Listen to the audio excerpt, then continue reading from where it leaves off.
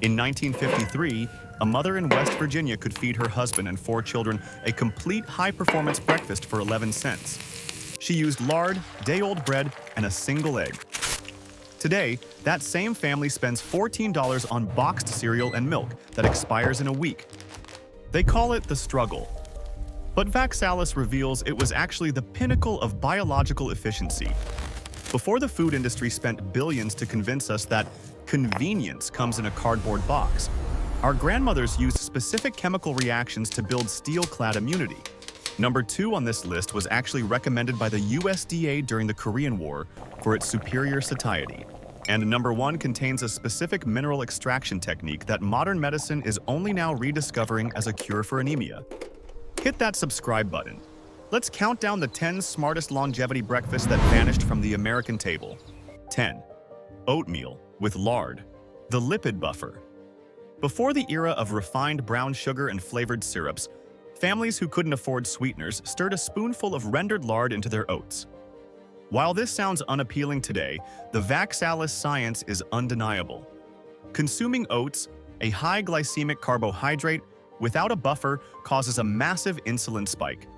By adding a stable saturated fat like lard, our ancestors were effectively lipid buffering their glucose response.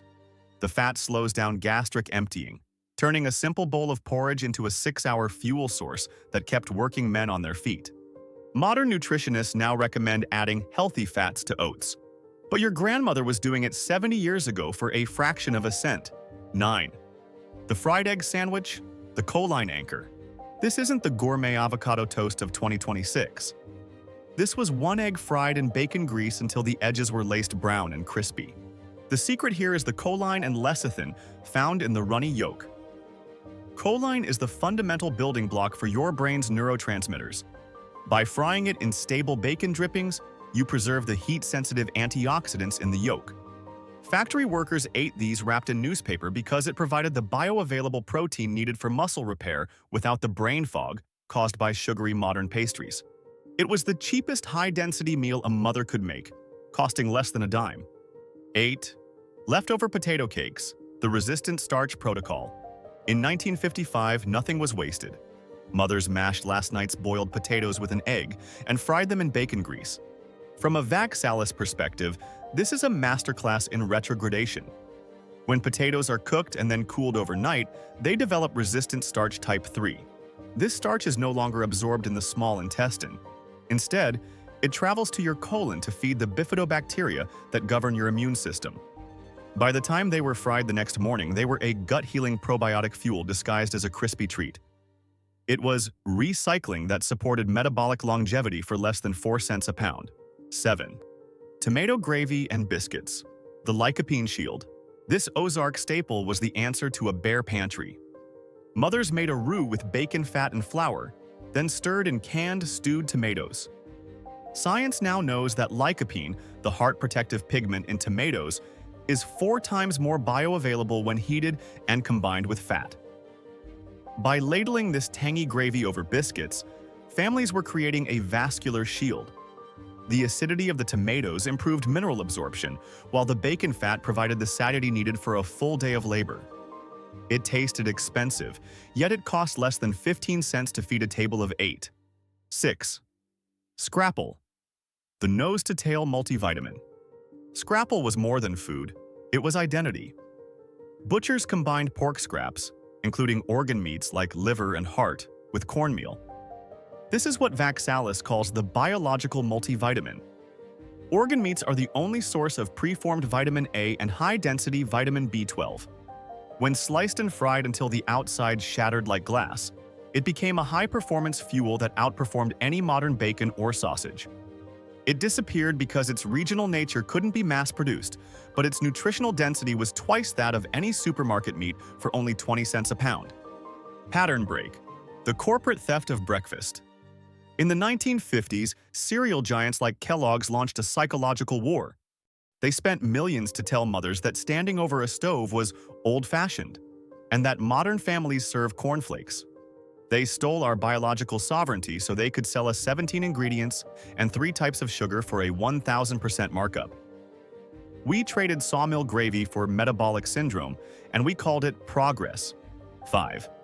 Red-eye gravy and grits, the polyphenol catalyst. In the rural South, pan-fried ham was deglazed with black coffee to create a red-eye. Biologically, this is genius. The polyphenols and chlorogenic acid in the coffee act as a metabolic catalyst, helping your body oxidize the fat from the ham more efficiently. When served over slow-cooked grits, the combination provides a slow-release energy profile that modern energy drinks can't touch. It was a breakfast that belonged to a place and a people, a combination of bitter, salty, and rich that fueled the American South for a quarter. 4. Fried cornmeal, mush and molasses, the iron reserve. This breakfast fueled the cotton mills and factory floors. The hero here is the blackstrap molasses. Molasses is one of the richest plant-based sources of iron, calcium, and magnesium. When drizzled over fried cornmeal, it creates a high mineral satiety anchor.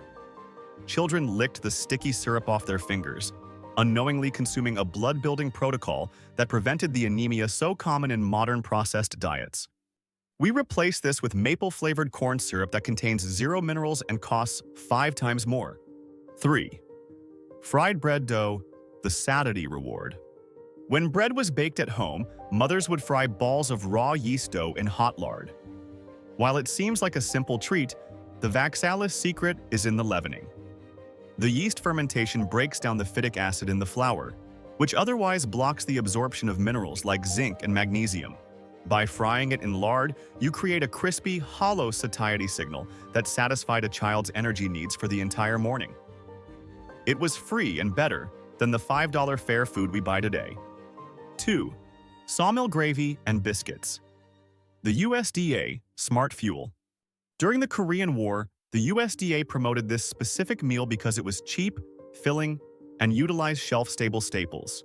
A rooks of lard and flour with whisked-in milk creates a dense, lipid-rich energy matrix. This was the foundation of the Southern breakfast.